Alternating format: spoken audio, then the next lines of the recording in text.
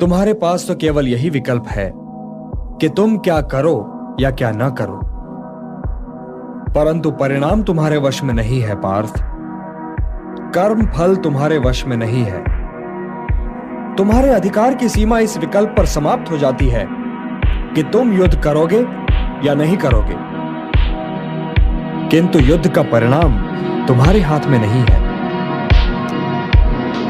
यदि तुम विजय चाहो भी तो यह आवश्यक नहीं कि विजय तुम्हारी ही हो जाए, तुम्हारी पराजय भी हो सकती है। किंतु यदि तुम विजय से मोहित नहीं होगे तो पराजय से भी नहीं घबराओगे।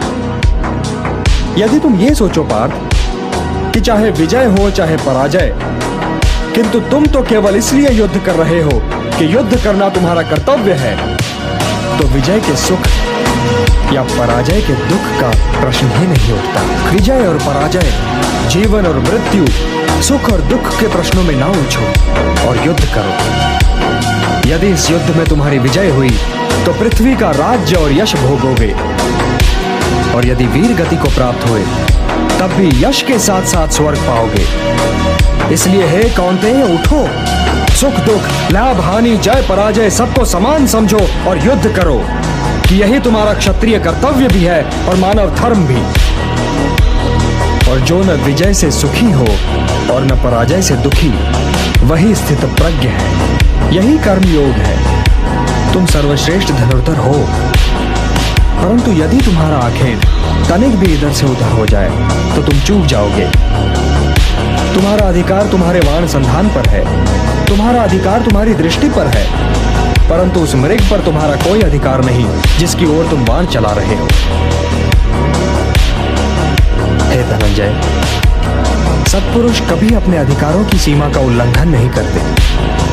अर्थात अपने कर्म में स्थिर रहो पार्थ, स्थिर रहो, क्योंकि कर्म की कुशलता का ही नाम योग है।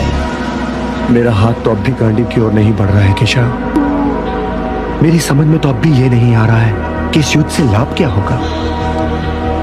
तुम ये निर्णय केवल इसलिए नहीं ले पा रहे हो पार्थ कि तुम इस क्षण को केवल व्यक्तिगत लाभ और व्यक्तिगत हानि के तुला में तोल रहे हो। यही तो मोह का बंधन है पार्थ, यही तो तुम्हारे शोक की जड़ है, और इसीलिए तुम्हारा ये कायर, पलाय और कलंक में डुबोने वाला शोक न तुम्हारे हित में है और न ही समाज के हित में।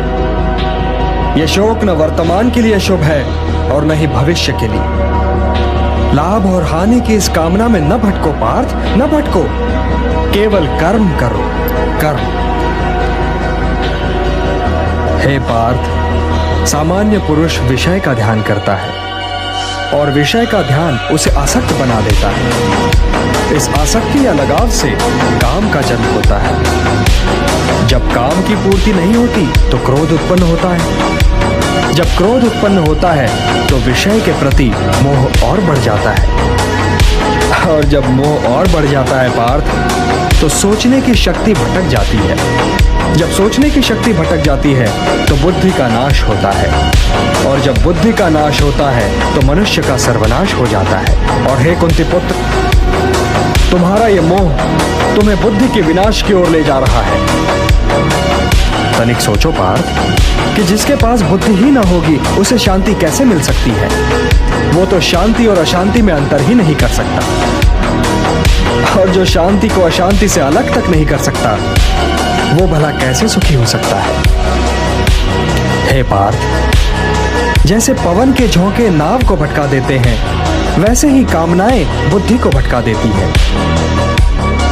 इंद्रियाणाम हि चरताम यन्मनो अनुविधीयते तदस्य हरति प्रज्ञाम वायुर्नावम इवाम्भसि। इसलिए हे महाबाहो, अपनी इंद्रियों को अपने वश में रखो, स्वयं ही उनके वश में न हो जाओ। पार्थ, ये बात ध्यान से सुनो और समझो कि जब संसार सोता है तब मुनि जागता है, और जब संसार जागता है तब मुनि सोता है।